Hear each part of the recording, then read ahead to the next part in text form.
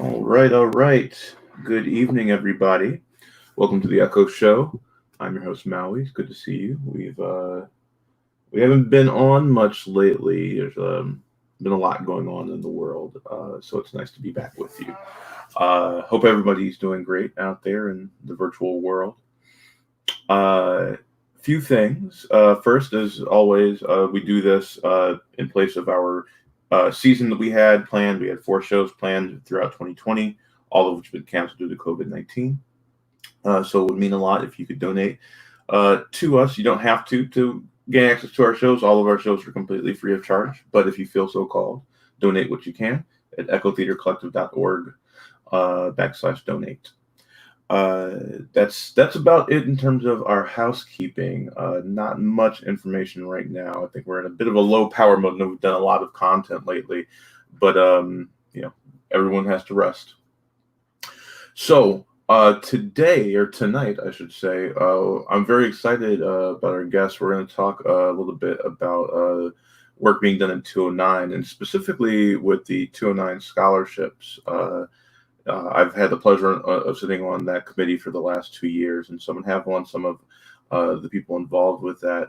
We're going to talk for a little bit with Michelle. I don't know if I should call her Worley or Cooper. I always forget to ask.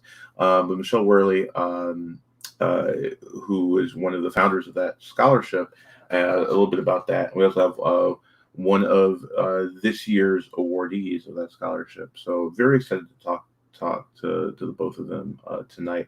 A little bit later, we'll have on another one of the people from the membership committee, or the scholarship committee, I should say. And unfortunately, we had a couple people drop out, so our hearts are with them. One of the other awardees and one of the other people on the committee. Without further ado, and without any further fanfare, I'm gonna. No, that's not true. I'm gonna do a little bit of fanfare. So, Michelle, I met Michelle. I don't even remember when I met Michelle. But what I do remember is instantly connecting to her kind spirit. Sometimes you meet people out in the world, and you're like, that's a person that's like, down with the struggle. And Michelle's definitely been down with the struggle, and it's been a pleasure to work with her on the scholarship committee, and it's been just a pleasure to learn about her as a person and as a friend. And so I would love to welcome to the show the wonderful Michelle. Hi, Michelle. Hi, Maui. How are you? I'm doing great. How are you? I'm a little blushing from that very nice intro that you gave me. Well, it's true. And just for clarification, do you go by Worley or Cooper? I come when called by either. My name on paper is Worley. My married name is Cooper, but it's interchangeable. Okay. Well, I like Worley, so I'm gonna go with Worley. Yeah, it's a fun name. It's easier to spell. Yeah. And I'm actually also going to bring in our awardee. I hope I say your name correct, as I hate butchering names. My first name is Kamau, Kamau, and it's been butchered 100 times over. So I will try not to butcher your name. But this is one of our awardees, the wonderful Maria. Did I do it? Did I say it right? Yeah, you got it right. Yes. All right. Thank you so much for being on today. How are you? Oh, you got a bit of a delay on your sound there. Oh, really? Oh, there you go. Now I can hear you. So how are you doing? I'm doing pretty good, hanging in there, doing what I can. Okay. And so you just graduated this year, correct? Okay. And where are you going to school? I'll be going to Northwestern University and down in Evanston in the fall. That's awesome. Congratulations. Okay. Do you know what you want to major in? I'm planning on majoring in either biology or biochemistry because I do want to go onto the pre-dental track, but I'm planning, because of the quarter system, it's going to let me pick up a few minors, so I'm hoping to try like maybe a minor certificate in Spanish and economics. Okay, that's awesome. That's amazing. Thank you so much for sharing that. Michelle, I'd love to talk to you about 209 together and how that scholarship came to be. Could you tell our audience a bit about that? Yes. So the scholarship came to be in the basement of Counter Coffee in 2016.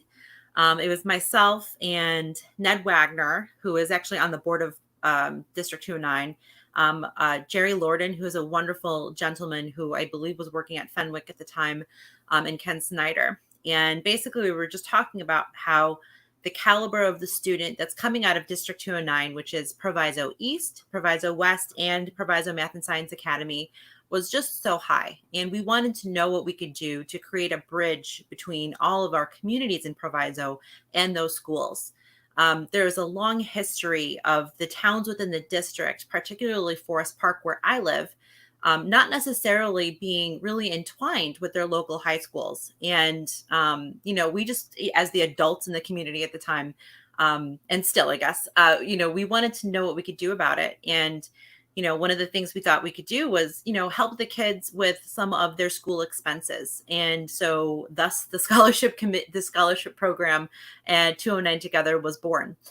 We also do some communications, just letting people know about what's happening in the district. But really, again, it's about, helping the kids that are graduating and fostering a sense of connection and community between the towns and the residents in the town and the high schools. Thank you for sharing that. And how did you go about creating the selection committee? Well, so the selection committee, so my day job is running a cancer research organization. And one of the things we do is we put together selection committees for our grants. And so I have some experience seeing that being done and how you do it in a way that respects, a criteria that you create for the scholarships and respects the anonymity of the applicants so that the people on the scholarship committee don't get put in the uncomfortable situation of like, oh, I know this kid's parents, I want to give them the money. So we have to, we worked really hard to create a process that was really fair and even. And something that was really important to me because I did not graduate with a 4.0 GPA on any scale, and definitely was not like someone who was necessarily seen as being qualified for scholarships at the time, is I really wanted to give an option to the kids who maybe got a rough start. Maybe their GPA is not the highest when they're leaving high school, but they're still going to go to community college. Maybe they want to go to a trade school, and we want to give them a little lift or a little boost if we can. So we have 2 programs within the 209 Together Scholarship.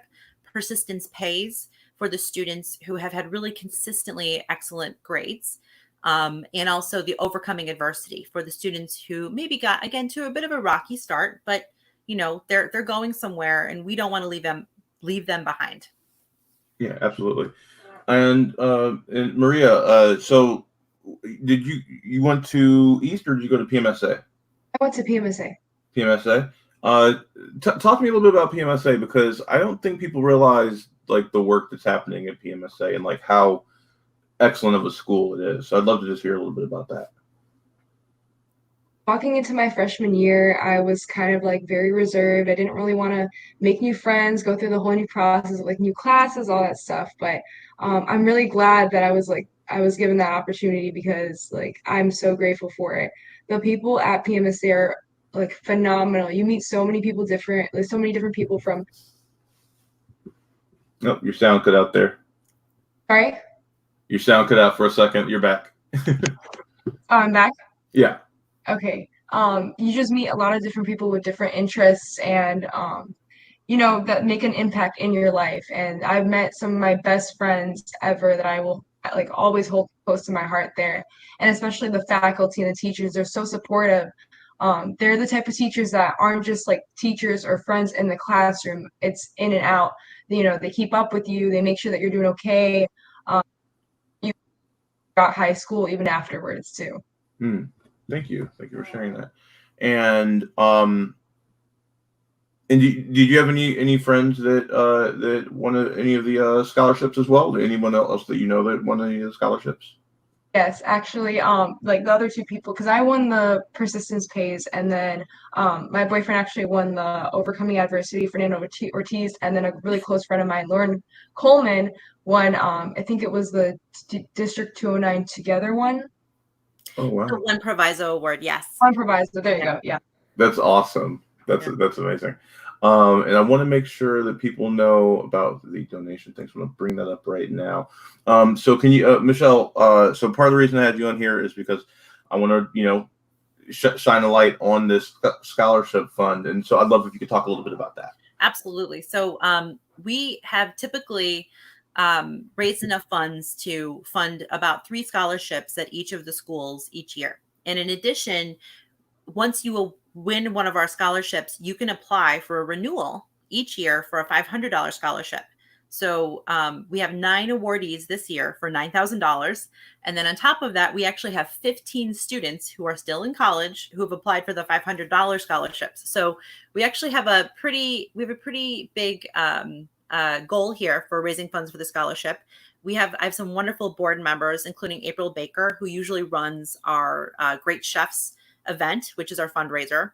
Unfortunately, because we are home, we cannot be having any events in person, but she's done a fantastic job. We've raised just over $8,000, but clearly the need is more.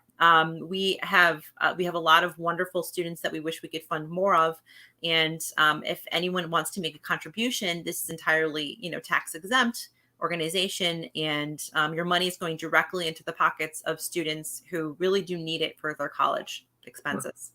And so you can see the donation link at the bottom of the screen here. It's also in the comments, a clickable link as well. So for anyone watching, if as you hear this conversation, if you feel called to give, please do so. And I'm also thinking that maybe we could, as the theater company, maybe do something to help out with that. Maybe because we do live theatrical performances, maybe we could do something where one of our shows, instead of asking for donations for us, we pay it forward to the donation fund. I think that'd be really, to the scholarship fund. I think that'd be amazing.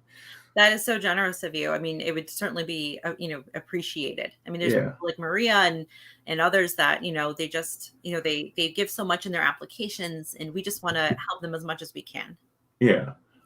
So speaking about applications, so Maria, if you don't mind, I'd love to know, because when we as the scholarship committee, when we read them, we don't really see the names, right? We just see a number. So we have no idea who the person is. So I'd love if you could talk a little bit about what you wrote for your essay.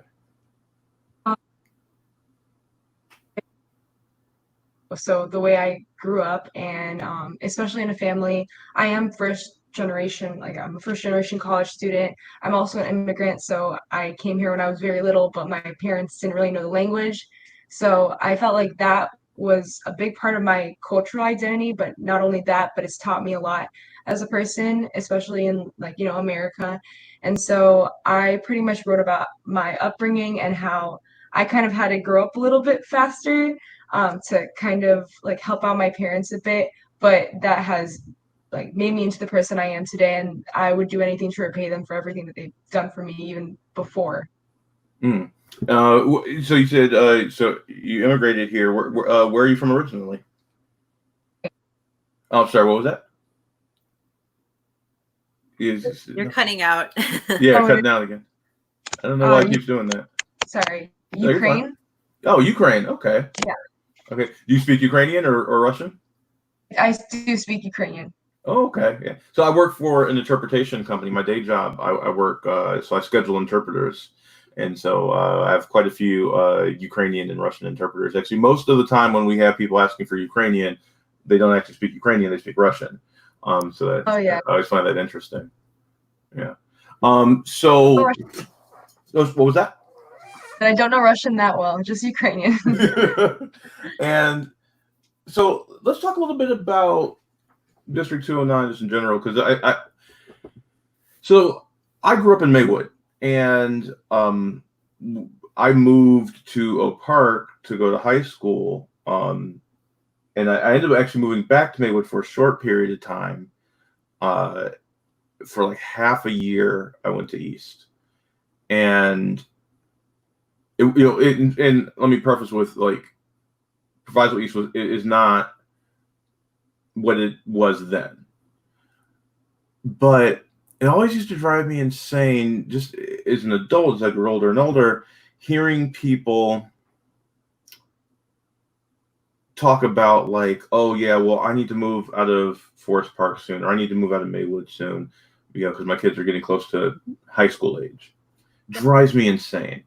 And especially when, being living in Forest Park, knowing how much work is being put into the Proviso Township schools to revitalize them, and the work being done with the new Board of Education that has kind of cycled in the last few election cycles.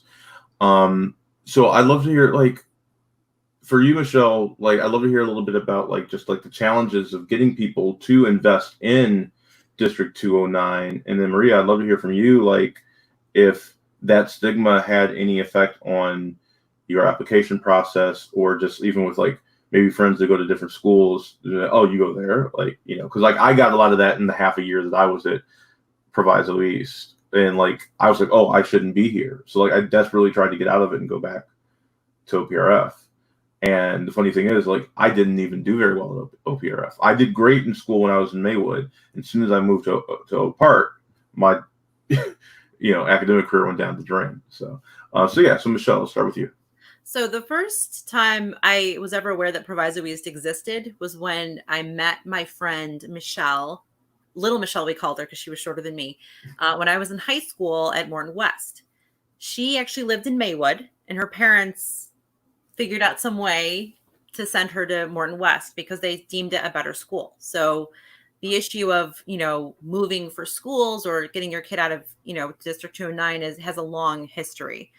And I didn't really think much about it for decades until I moved to Forest Park. And when we were being shown houses, one of the things people say is, oh yeah, the grade schools are great, but with high school, you'll move or you'll go to private school. Like, it was just a given. You don't like look at you. You are like a white professional person. You will not send your child to Proviso East. And like, I didn't have a kid at the time, but that irked me because, they're kids too. I mean, not kids, they're teens, but they are still on their path to being, raised and cultivated. And I'm like, I'm an adult now. I'm buying a house. This is my responsibility. And I guess I've always felt that way. And then it was like 8 years from like that moment to when I actually got involved with the scholarship situation. But, as you said, there was a lot of political things that changed in the district between now and, 20 years ago or 30 years ago. And that does have consequences. Now, 209 Together is totally, it's not a political thing at all. But, I think that you can see very clearly that when different people who had more investment in the communities and expected more from all of the schools, because PMSA has always been on a pretty good trajectory, but, Proviso East and Proviso West, they were under-resourced and, there needed something to have done about it. Now, I believe what they're doing is they're having the same curriculum opportunities that PMSA has within East and West, because, they're trying not to leave those schools behind.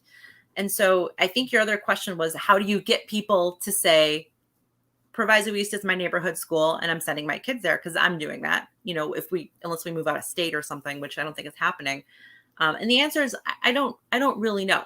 I'm already a true believer. So I welcome suggestions on this from other people who are not bought into it.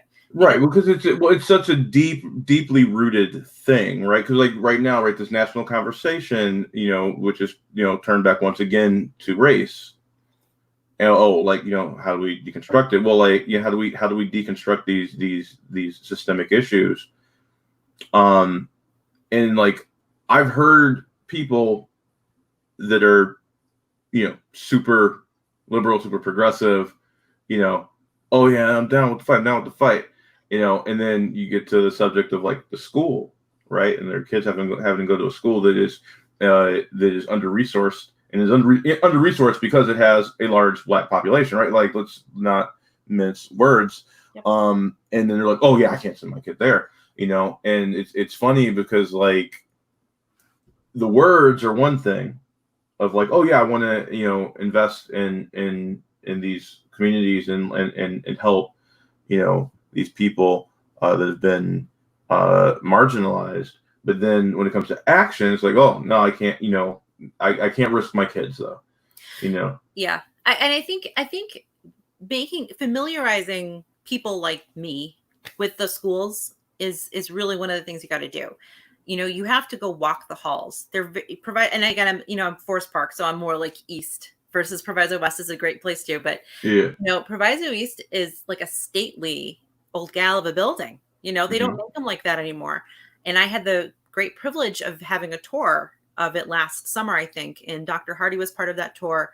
I think people need to meet the leadership. They need to see the kinds of students that are coming from the schools. I mean, we couldn't get someone from East today on this show for, they had work conflicts, but I've met so many dynamic, amazing students from Proviso East, and that just needs to be understood. You have to not be scared of it. You have to just jump in.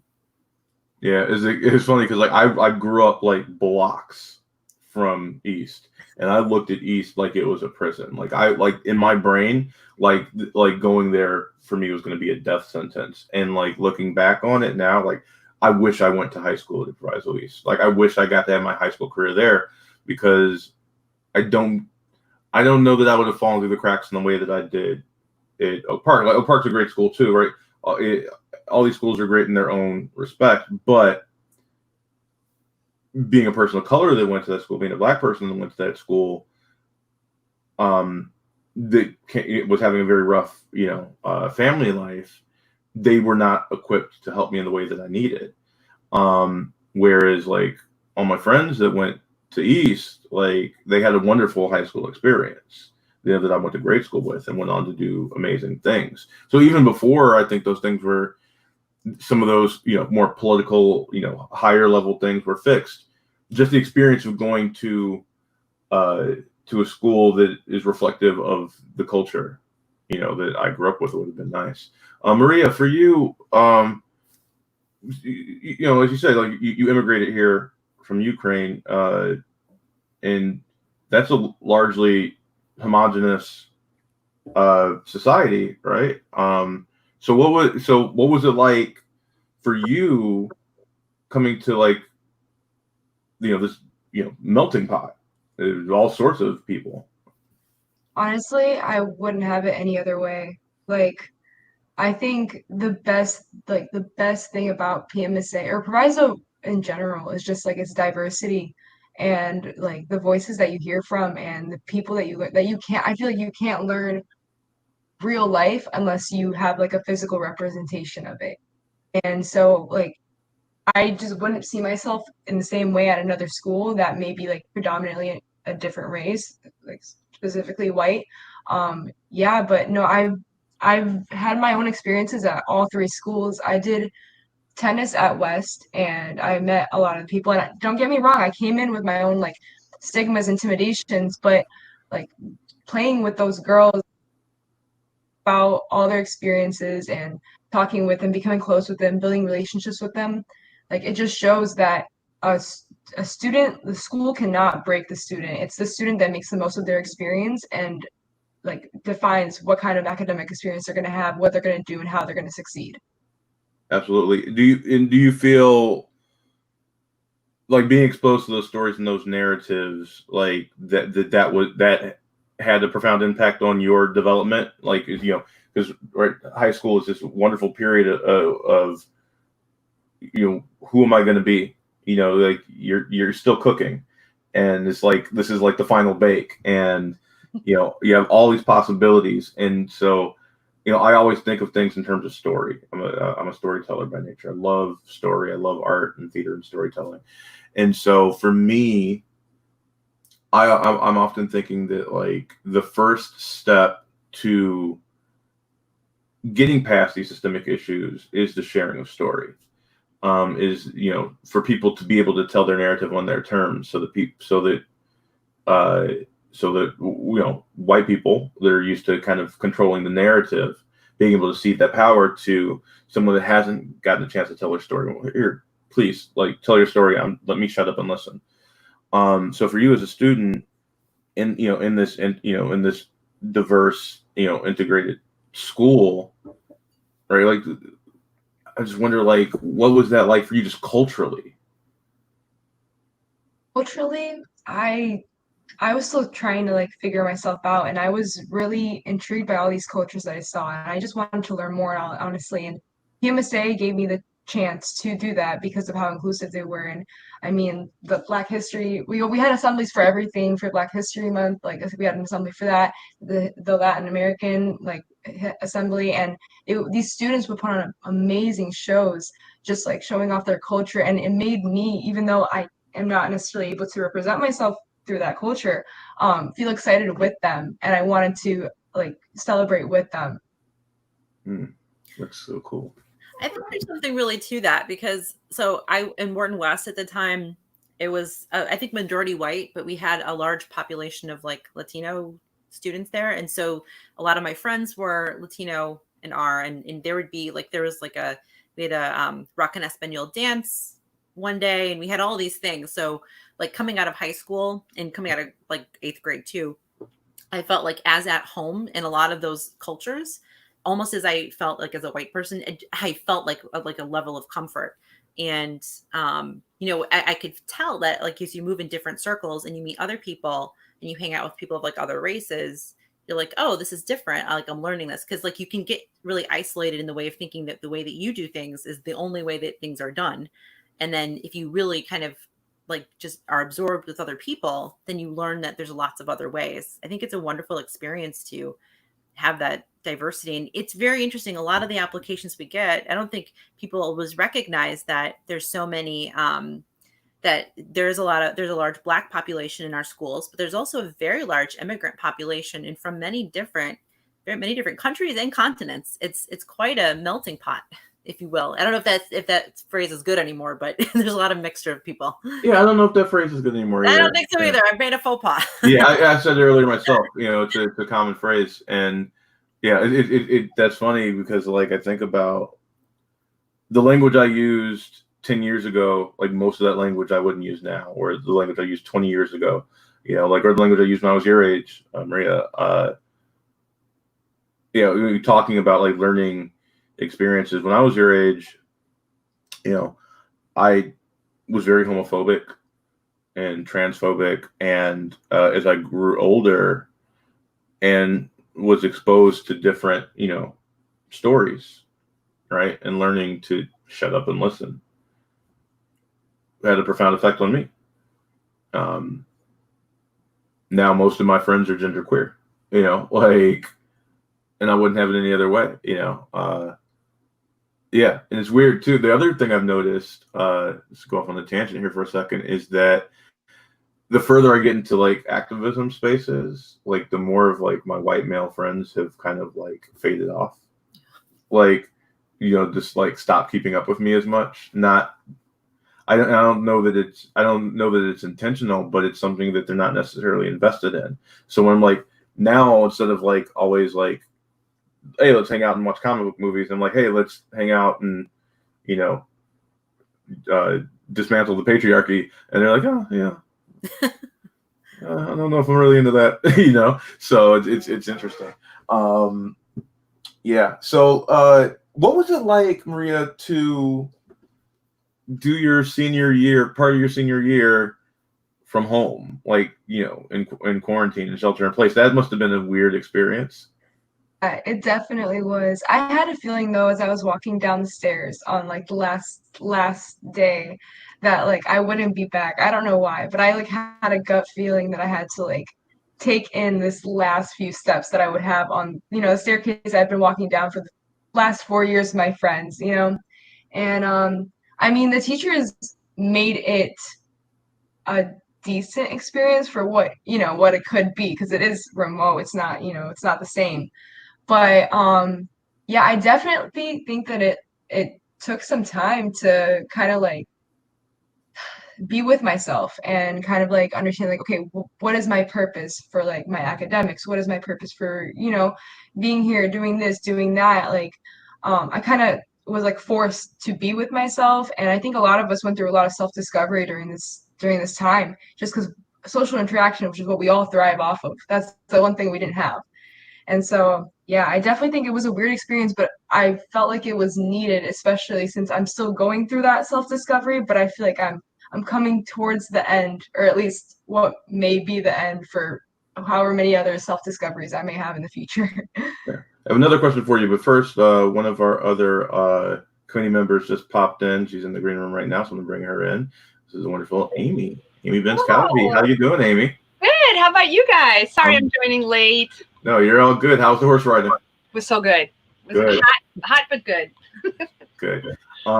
So I'm gonna get to you in a second, Amy, but I wanted to ask a follow-up question to Maria. So on top of the pandemic, right, we've had now is on top of that, these three or four now in close proximity, murders of Black lives. On top of that, in your senior year, right, and seeing demonstration and organizing on a level we haven't seen since the civil rights movement, and maybe even not even then. Like this is some of the largest scale protests we've ever seen in this country. What was that like?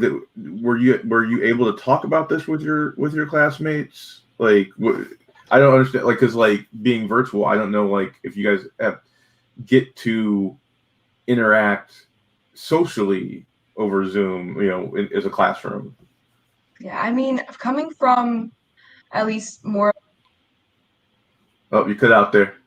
Oh, sorry. Oh, you're back. Okay, sorry about that. You're fine.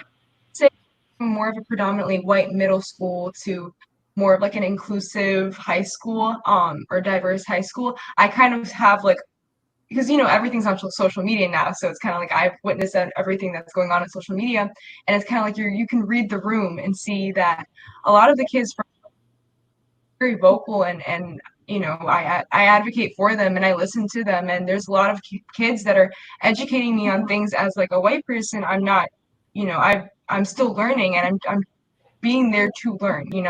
I'm letting them speak and having their voice that they've deserved for so long. And it's just funny because you look at the people that you grew up with that may have not had the same experiences as me and how they're reacting to it, and it goes to show how blind our generation still is, honestly. Yeah. Michelle, Amy, I'm wondering,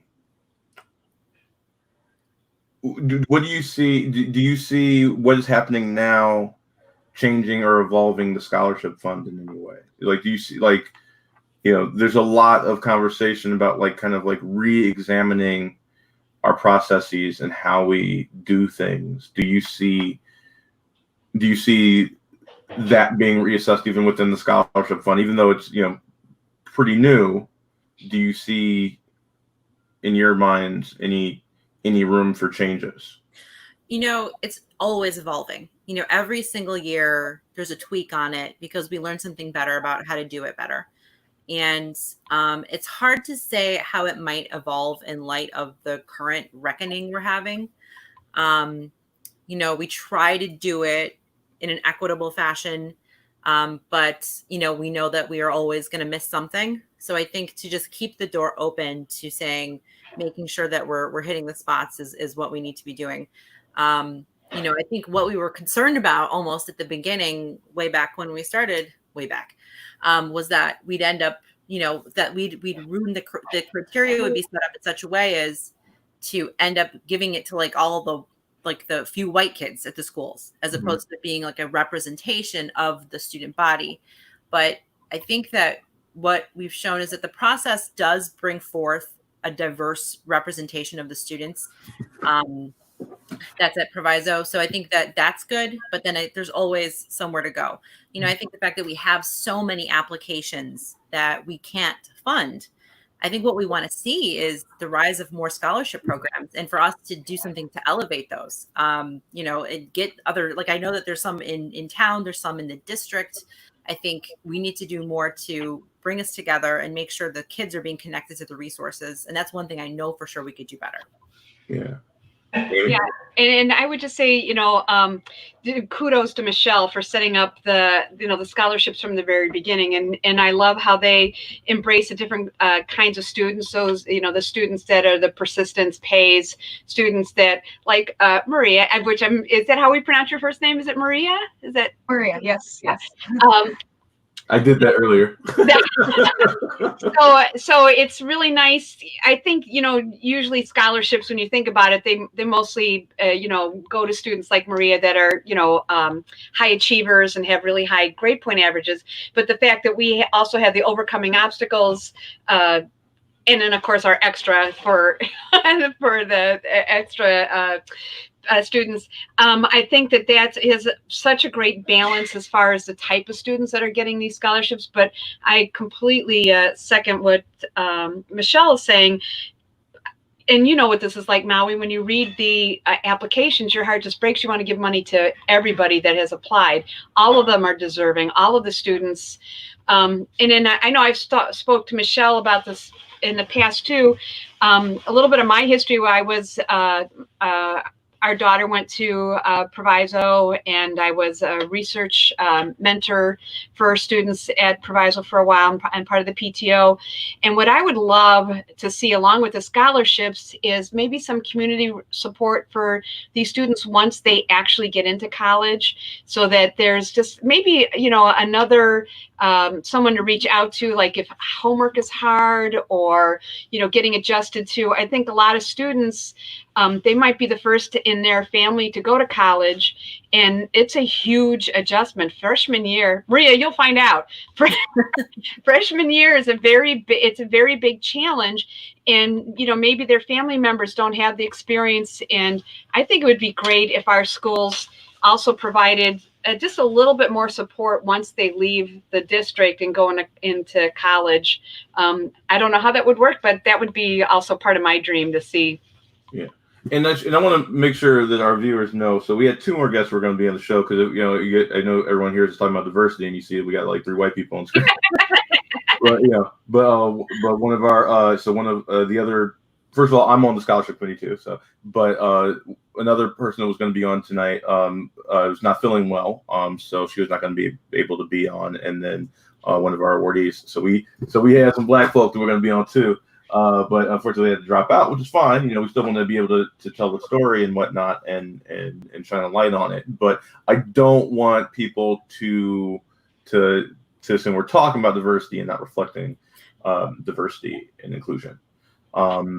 Yeah. So, yes. No, I was just agreeing and laughing at the irony of this. Yeah. But so, because and the reason I was asking about like changing over time is because like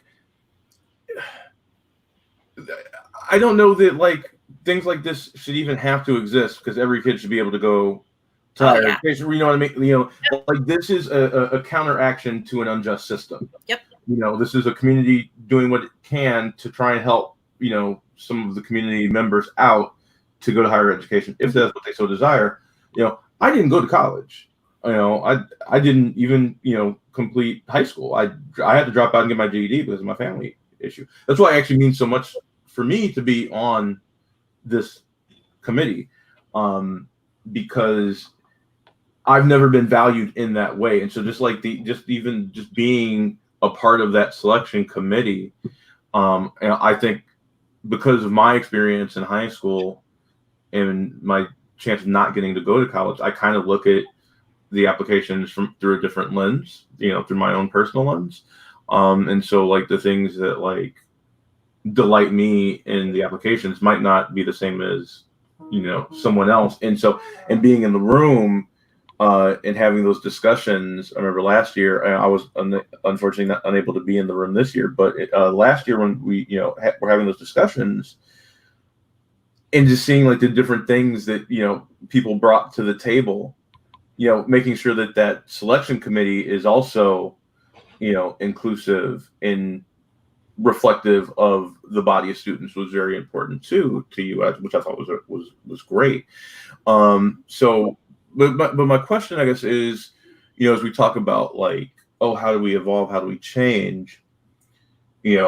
Also, how do we fund opportunities for kids not necessarily going to a traditional four-year college? Yep. Right? How do, you know, trade schools or fellowships, or going into straight into the workforce? You know, how do we support those students as well? Because college is not for everybody. And college, like you were saying, I mean, like if you, especially if you don't have that support system that's had that experience that can help you navigate it, it's incredibly jarring and puts people in debt that they're paying for 20 years. I hope this is not scaring you, Maria. but like it costs a lot of money. It's a racket. You're basically having to pay for like a house. You're paying for that school for the next 20 years, and the interest rates on it are insane. So when I talk about that, like those changes and that evolution, right? Like I say, like even more radical, right? Like how do we fund those other things? Yeah. I mean, so I think you're completely right. Like this is a Band-Aid and a systemic issue. The fact that we even have to do this because, some kids don't have to worry about feeding themselves when they go to college. They don't have to worry about where they're going to live or buying clothes. This is one of the reasons that we pay the students directly and we do not pay the schools, because the schools have their means of getting their money. These students might not have a parent or an aunt or an uncle or friend to write them $1,000 check. So like, we're going to do that. And it's not just to give us like the feel goods. It's because, we have to do something in the meantime. But I agree, there's a larger systemic issue. And yeah, I lack the answer at the moment, but yeah, well, that's the thing. Me too. Like that's the thing. Like I think often people think we're gonna just say the answer, and like they're like, I don't know what the answer is. Well, and I feel like that, the role of a school counselor, and they're so overwhelmed because there's so much that has been put on their plate. But if you think about it, globally, ideally that would be a great role for somebody to play in a student's life to help them navigate this and be like, you know what, there are careers that don't have to be a 4-year college. Here's an associate's degree that would really fit you, and then help with that transit. Not just, I feel now, and again, because they're so overwhelmed and have so many hats on, but it's a lot of paperwork, like, oh, here's all of these things you guys can fill out, and then we'll see what happens afterwards. And even if you get a scholarship, it's like, oh, good, you got the scholarship, goodbye. That it's a more human connection. It's a lot more hands-on, I think, is what might serve some of the students that go on a different path than like a 4-year college. Yeah, I think the money is great, but like I think that like actual like connection and in human interaction and guidance and advocacy should be valued just as much, if not more. So often, because of the capitalist society that we live in, it all delineates across lines of money, and I think that's it's so empty. Like, yeah, here's some money, but like, where's like the social, emotional, support systems needed? People that have grown up in traumatic situations. So almost like a mentorship thing. Yeah, I was gonna say mentorship. Yeah. Exactly. Yeah. Yeah. So like, thank you, Gina. Yes. Ongoing support. Exactly. Yeah.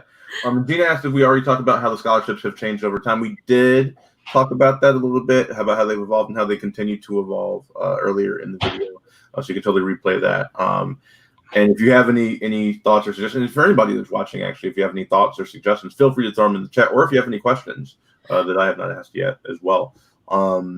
Michelle, I'd love for you actually to ask a couple questions, because you are a person of great intellect, and I would love to hear your questions to our guests. I'm actually going to let you do that for a second while I take my heart medication. Okay, sounds good. Very nice. So Amy, you were one of the people that reviewed Maria's application, and I just wanted to see if you would like to share anything with her. So Amy is a PMSA mom herself, and I just thought it'd be a wonderful thing to connect the two of you if you could. And Amy, I don't know if there's anything you wanted to say to Maria or a question that you have for her, since you were really excited about her application on the council or the committee. It was going to be my first time. I was very excited by your application. And what was really impressive as well. And another reviewer mentioned this too. The letter recommendation from your I can't remember which teacher it was from, but it basically said, I've been waiting 2 years to write this letter recommendation. Like, I knew this would happen. And just in its just the overall consistency of your grades was really impressive. And the only reason why you didn't have a 5-point weighted was because you took one class that was a pass, right? That was the only reason. I was like, there was consistent A+. So just very impressive. And then your narrative, your personal story, just about your parents' support of your academic achievement and how important it was. That was really moving as well. So how did it feel for you to fill out the application? Filling out the application, I mean, I felt like it was a lot more real as compared to like my other applications, I guess, because college season had already pretty much ended. Like all the applications were done, the essays were done, they were retyped, all that stuff. But I felt like for this essay, especially since it was during quarantine that I was writing it, I was really able to sit with myself and think about what I wanted to write and write from my heart. And I didn't have anyone peer review it, which, as with my college essays I did. And so it just felt like it was a lot more real. It was you cut out. You cut out there at the end. Oh, really? A lot more real, and then it cut out.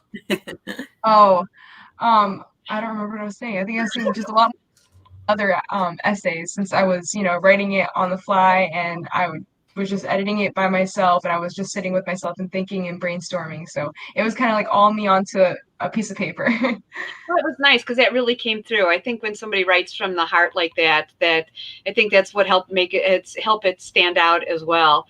And then how are you feeling about? And I don't know if you guys covered this already. Have you made your decision where you're going? Yeah, I'm going to Northwestern University in Evanston. Nice. And are you moving on campus or are you staying at home?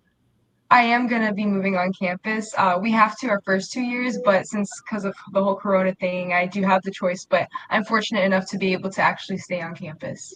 Great. And do you have any, do you have any trepidations, or what are you feeling about? Do you feel you're prepared? I originally, if you had asked me this about a week ago, I would say no. But I had just started a summer program because I'm mostly just doing it for the fact that I want to see, since I'm first generation as like a college student, just to see how it is and how it, like, to how I do procrastinate a little bit, especially during quarantine. It got a little bit worse. But I kind of am trying to like get back onto the grind once again, just so I'm ready for that fall season, especially since it'll be online. So it's kind of just mimicking it, and I'm getting used to the feel of what it's like to actually take college classes, and especially online. Yeah. Mm.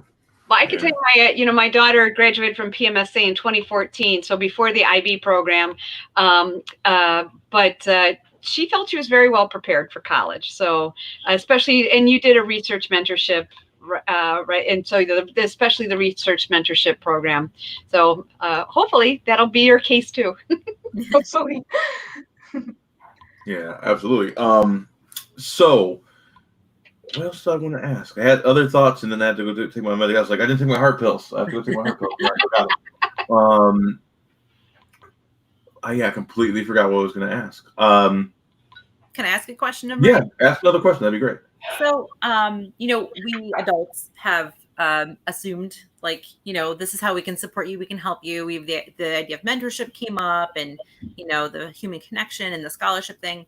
What other things, as you were emerging and growing up yourself, like how other ways do you want the world to better take care of people your age, and especially thinking about the kids that you go to school with? What more could we do, and how do we make the world a better place for the people coming up?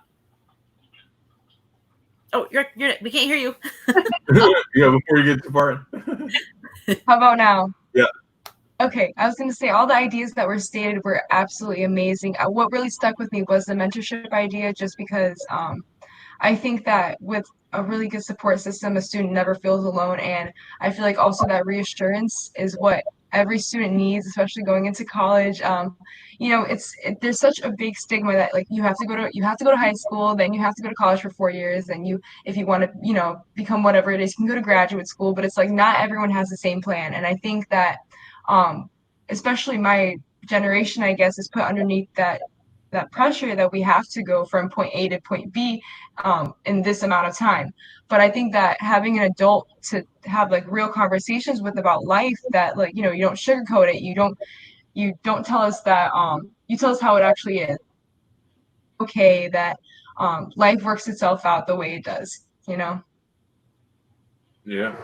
Okay. Yeah. I think it would be cool to have like either a student advisory or like maybe, you know, past awardees like have the chance to like be on like an advisory committee, Yeah. you know, to kind of help us come up with like new innovative ideas. Yeah. You know, for not only how to fund but also those other avenues of support. That's a great idea. Now we actually have students who have graduated college who were like the first recipients of the award. So we have like a class, if you will, that we could actually go to. So they're not applying anymore. They would not be in any way conflicted. And that's a really great idea. I was also thinking about in Proviso Township. I know there's a lot of organic networks of mentorship that exist in some communities. I wonder like what's out there to tap into or to like give a signal boost to or whatever, like, you know, because I'm a big fan of not reinventing the wheel, especially in the nonprofit community. So I wonder like what's already happening and how do we connect the kids to it if possible. Yeah, absolutely. April, to which idea do you love? I want to know, April. I should be able to read her mind. Our wonderful board member, April Baker, who usually works her butt off for the Great Chefs event. Which I missed so much this year. Every year I've never been able to go, and I was really looking forward to making this year the year that I got to go, and Corona took everything out. Gina asked, how would you match students with mentors? That's a good question. I think, you know, finding like interests would be a good thing, you know. It'd be kind of cool if you did sort of like a match.com sort of, you know, like you could find like somebody like, oh, I have this expertise. And if somebody's, you know, that it would be great to reach out to the community, especially, you know, now in Forest Park, we're getting so many really interesting professionals moving into the area and you know, Maywood and Bellwood and all the areas. But like, it would be great if you had sort of like a clearinghouse of professionals. Like I know down the streets a voice teacher, and you know somebody else is a you know biostatistician, and you just kind of had like a menu. Like here's my you know I work in research, so somebody could reach out to me, and you know. Yeah, or yeah, so like Tinder but for advocacy and mentorship. You know, like you swipe right. Slide into DM for nice reasons. There you go. April. The previous class recipients mentoring the next class. Okay, cool. Yeah. You know, I think it'd be worth another conversation with the organizations that are doing this. Like, I think Best of Proviso Township 501c3 might have mentorships. I could be wrong about that, but then there's a couple other ones that I've just heard of where they mentor youth in the community, and I wonder how they do it. I feel like learning from them and seeing, do you want help? Do you want anything? Like, I think that'd be a good like place to start, maybe. And then you know, having the people who've gone through it possibly mentor the ones who are coming up would be great too. Yeah. So 4 years from now, Maria could be a mentor. You know. Well, and I think that's a great idea too, because the experience would be so fresh. You know, for me, college experience is so old. It doesn't portray, it doesn't translate at all. But you would be, you know, very much, it would be very relevant, and you would have some really practical advice that, you know, you can't get anywhere else. Yeah, I think that's really important, that multi-generational support system. What were you saying, Maria? Oh, I said I love that idea. I mean, I already have a few 8th graders that are going into, you know, West PMSA that are reaching out to me and asking me about my experience. So it's definitely something that I would love to hop on. That's awesome. So how did that happen? I think it was just because I posted a few college posts about, you know, decision day and all that stuff, and I was reposted by like the PMSA page. that one of actually Lauren Coleman, which was a recipient, she created that page for our class to kind of show off our achievements. So I kind of was connected with a few 8th graders because of that. And, if you just reach out to me, ask me about my experience and some advice, which mostly was just don't procrastinate and do your work on time. But yeah, it was definitely so nice to finally be the one to, be giving the advice and reassurance. And it's like me thinking about me walking into PMSA, right, fresh out of 8th grade. I was so intimidated. I just, it's such an amazing experience. Yeah. Yeah, that's awesome. So, for those of you who tuned in a little bit late, I just want to let you know. So we're here with two of my fellow scholarship committee members for the 209 together, and one of this year's awardees, Maria, and we are talking about the scholarship fund. We're talking about ways that we can innovate and evolve. There's a donation link at the bottom of the screen here. I also posted it earlier in the comments. I'm going to post it again right now in the comments. So if you would like to support the scholarship fund, the link is right there. Anything you can give helps. It goes directly to the students, which I think is pretty revolutionary. There's not any strings to that, right? It's just here's money, right? Yeah, we give you the check. We trust you to use it and towards any expense you need towards college, and you are going to figure that out. Which is another thing that's super revolutionary, because so often money comes with influence and control. And so to give money without influence or control, I think is a pretty revolutionary thing. Michelle, you've worked in not-for-profit space. We had this conversation recently on a walk, white supremacy within not-for-profit sector. Mm-hmm. That's amazing that it goes directly to the students, and just use it how you need to use it. We trust you to figure it out on your own. You're grown-ups now, which is great. So please give if you can. We had a question here from Gina. How can we follow Maria on social media? Look at you. You can get that blue check mark after a while. Following already. Yeah, you're going to get blue check famous. I'm saying. If you're comfortable. If you're not comfortable sharing your social media, you don't have to. Yeah. But if you want to share your IG handle, feel free. My Facebook is literally Maria and Nemish. I don't post too much on it, but I keep up with my family that way. Kids don't post on Facebook. Y'all on IG and Snapchat. Surprised. Yeah. My class had a whole Facebook page, and we still keep up with each other on it too. Like, it's nice. A whole page. That's what I use it for. That's awesome. I love it. So that's where you can follow Maria. And yeah, any closing thoughts? Let's go around the horn with closing thoughts in our last few minutes here. Let's start with Amy. I'm just going to shill for the scholarship. So the more people that can donate.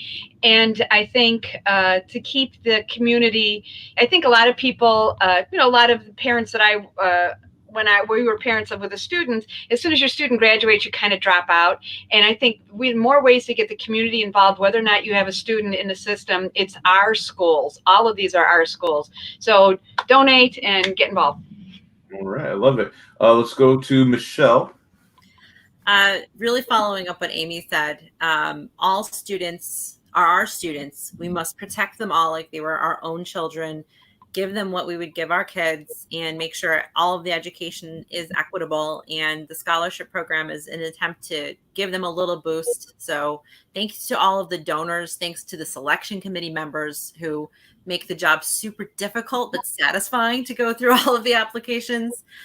Thank you to my fellow board members, and thank you to Maria and to all the other applicants who they pour themselves into these essays, and we try to honor that, and we really appreciate you, and we wish you so much luck, and we're so proud of you. I love that. And Maria, you're last, and because you're the voice that I really want to center here. What's your closing thoughts? I'm not cutting out, am I, right? You're not cutting out, no.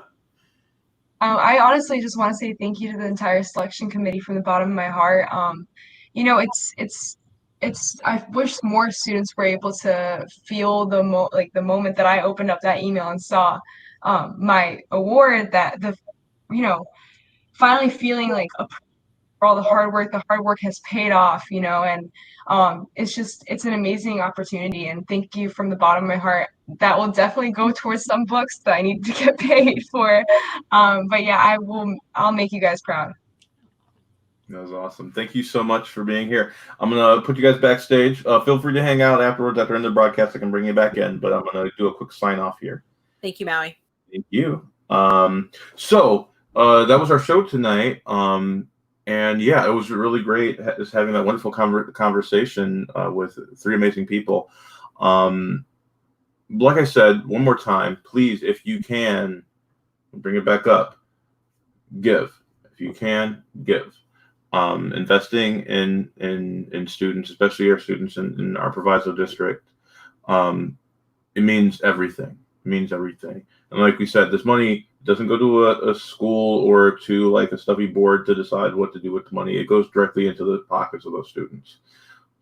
Without strings, without influence. Here's some money to help however you need it to. I cannot stress how revolutionary that is, to just give money without influence. So thank you so much for being here tonight. We will be back soon with more shows and more wonderful community members.